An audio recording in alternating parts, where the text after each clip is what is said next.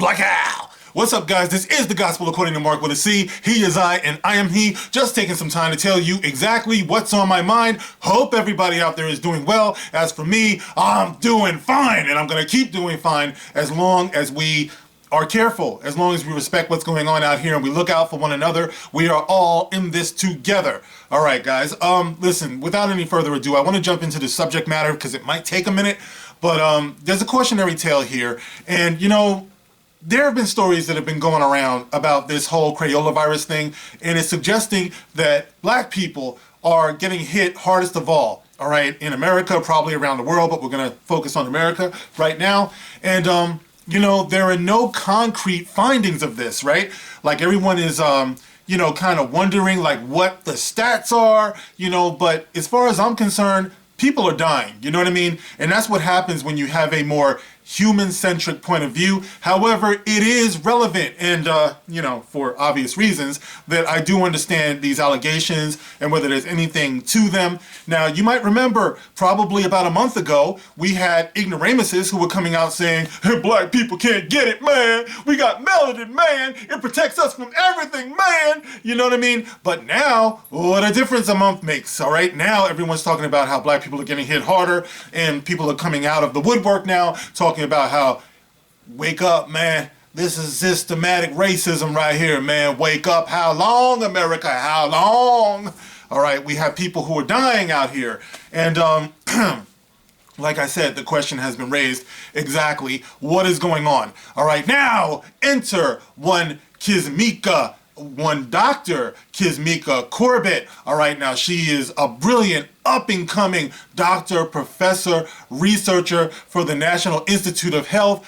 And she's only 34 years old, guys, and she's beautiful, and she's black, and, everybody should be inspired by such a story, right? I don't know where she came from, but I know that she's been on CNN. She's probably been on Fox News. She's probably made the rounds. And apparently she is brilliant. And she's on the research team that's working to find a vaccine, some type of effective treatment. She seems to be highly regarded in this community as far as, scientists and doctors are concerned, right? So here she is, right? And she is raising some questions now about whether or not this could be genocide. All right, yes, the G word, guys, the G word. She said it, she's responding to it, and it's raised some questions and possibly sparked an investigation. Now, I want to read this story here, all right, because I want to, put it into focus what it is that I'm talking about, and the cautionary tale that comes with it, that all of us could learn something from, all right? So, this article that I'm going to read from is on Fox News. Yes, I said it. It's on Fox News. There was another one that I could have been reading it from that was on the Daily Mail, but it was like hopping all over the place. So I'm going to read this one here on Fox News. And the headline goes a little something like this. Hit it! Lead NIH Crayola virus researcher suggested pandemic could be genocide, said doctors would let blacks die. And this is by Greg Ray and Alex Pfeiffer, okay? So she says the pandemic could be genocide and said doctors would let blacks die. Oh my God, well, that's quite an accusation. All right, going on, it says exclusive. Dr. Kismika, yes, her name is Dr. Kismika. And Dr. Kismika Corbett, who is described by the National Institutes of Health as the lead member of a U.S. government team racing to find a Crayola virus vaccine, has engaged with online theories, calling the pandemic a black genocide, and condemned what she calls systematic oppression by white people. A review of her social media post by Tucker Carlson tonight reveals. Corbett has also reposted and explicitly endorsed a tweet urging Dr. Anthony Fauci, director of the National Institute of Allergy and Infectious Diseases, and Dr. Jerome Adams, the Surgeon General, to check their privilege. Oh my gosh, all right, she sounds like quite the firecracker. She further slammed the White House Crayola virus task force in February, saying it's largely people read white men he appointed to their positions as directors of blah blah institute. Okay, you know, this is not the way to go, Miss Corbett. You have to be careful. I mean, even if you have opinions, which we all should have, and we're all entitled to have, someone in your position, you know, with who's achieved the level of prestige that you have and reputation, you have to be so careful on social media. It's like you just dismissed all of these people's credentials. That's not wise. You said, they're from blah blah institute. It's all about me. I'm the most brilliant. I'm the most young. Step aside and check your privilege. I don't know how well that's going to go over, but let's read the story here. They are indebted to serve him, meaning Trump, not the people. That was an apparent reference to President Trump. On Saturday, Corbett protected her tweets and prevented others from accessing them. But Fox News archived the tweets on Friday. Oh, not fast enough, Kizmika. Late Friday, a senior health and human services official told Fox News HH career ethics review officials are reviewing the matter. Fox News is told the inquiry is being taken very seriously. Making unprofessional social media posts about sensitive government work can violate federal ethical guidelines. Ooh, oh, the water's getting hot. Corbett, 34, is an immunologist with the Vaccine Research Center, a division of NIAID. In her social media post, first reported Friday by Tucker Carlson Tonight, Corbett adopts a strikingly casual, conspiratorial tone. Her Twitter biography reads, virology, vaccinology, vaginaology, venology. My tweets are my own. My science is the world's. Oh, come on, chick. You know it doesn't work like that. Like I said before, you know if you've achieved the level of prestige that you have, everything that you write, especially on this sensitive topic, is going to get put under the microscope, almost literally.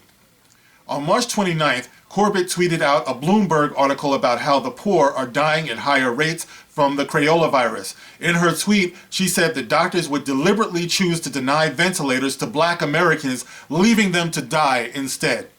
Now, there's a scary thought. And she says, I tweet for the people who will die when doctors has to choose who gets the last ventilator and ultimately who lives, Corbett wrote, the poor. And while the article doesn't explicitly say it, the black. Someone replied to Corbett on April 9th, it's so scary to think about. I know when it comes down to it, people will be turned away or left to die because they are black. Corbett replied that same day, yep, both. Damn it, girl. All right, another user declared, they hate us. This virus is a surefire way to get rid of us without having to lift a finger. Corbett replied, some have gone as far as to call it genocide. I plead the fifth, she says. So she will neither confirm nor deny. She said in response to people who think this could be a form of genocide, she, a researcher, a professional, says, I plead the fifth. If you ask me, that's kind of unprofessional because what you're implying, especially in your position, could lead to widespread panic, widespread, anti-government action. It's like, especially, like if you suspect this, especially at your level, then I would think you would be responsible enough to at least produce some type of proof rather than your speculation. You're a scientist, you're a researcher. Researchers don't deal in speculation, all right? Or even if they do, it's usually the first step before research occurs. So you don't come with your suspicions, unless you're ready to back it up, unless you're willing to make it a little bit more concrete. You don't present your views to the world that way without something beneath it, to give it, a little bit more weight. On April 11th, Corbett implied black people are doomed. And she says, I am praying that policies reflect this multiple ways. She wrote, referring to addressing systematic racism, they must, or we will be doomed in the next pandemic too.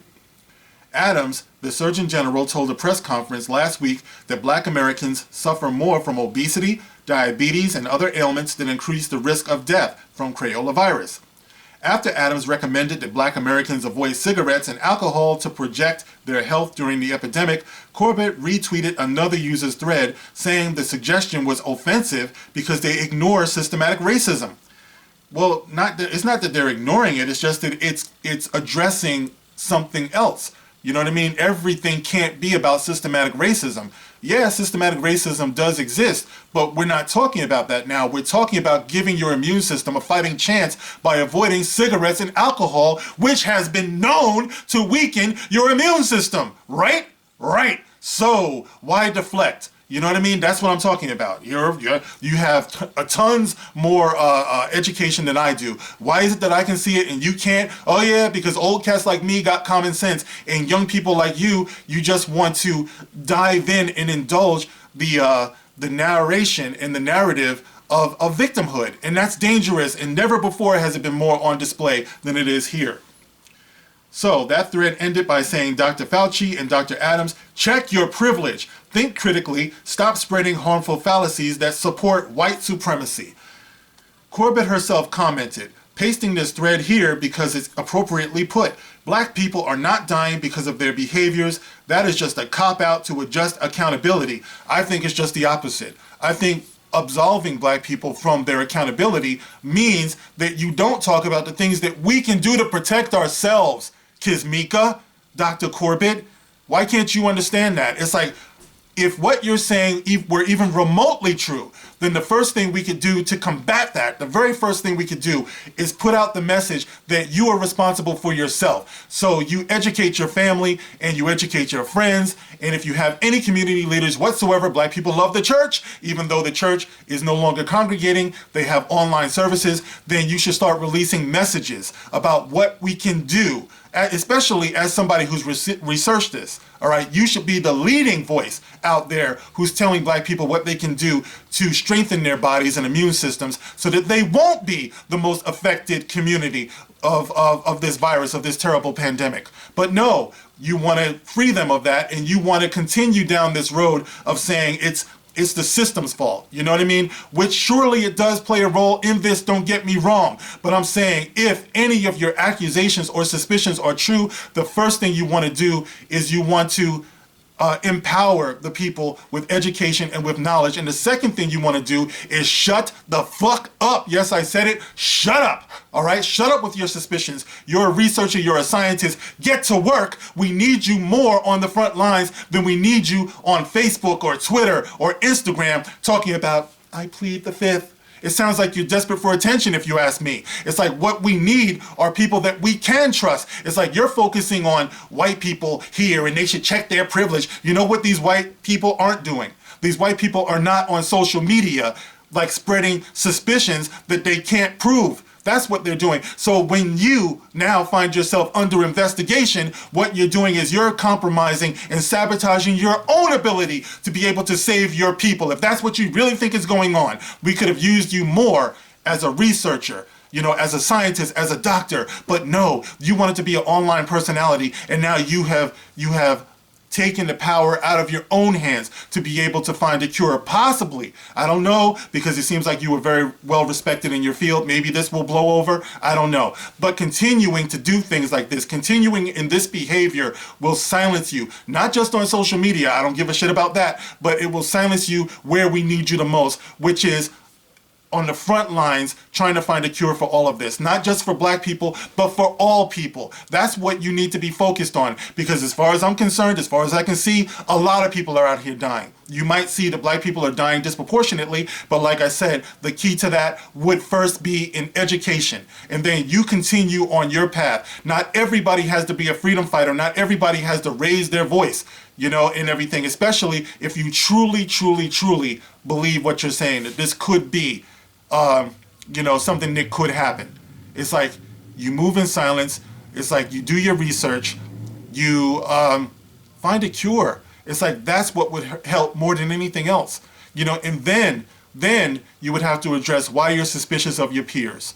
All right, because when you did that, you pretty much dismissed everybody else who's on the front lines, everybody who's working, all the healthcare workers, the first responders. You're implying that all of them would let a black person die. That's what you're saying. Or they wouldn't put them on a ventilator. And that's kind of not the experience that I have. Of course, there are people out there who discriminate. There are people out there who are racist. I'm not fucking saying that. All right, what I'm saying is that a lot of healthcare professionals are dedicated, true professionals who would not let a life slip away, all right, consciously or deliberately. You know, like I said, does it happen? I'm sure it does, but the way to balance that out is by having good, conscientious, informed, well-educated, professional people out there, qualified, you know, who are able to balance out the bad apples. And that's where you should be, instead of online, you know, trying to be cute, dropping innuendo and, you know, suspicions and things like that. So, Dr. Kizzmekia Corbett, that would be my message to you, and that would be my message to everybody else out there. It's like, please take matters into your own hands. Talk to your families. Do some research. It's like, if it is true that black people are disproportionately suffering through the Crayola virus, and I call it that just because, you know, the YouTube is funny and everything. You don't want to actually say things or put it in writing because they'll attack you.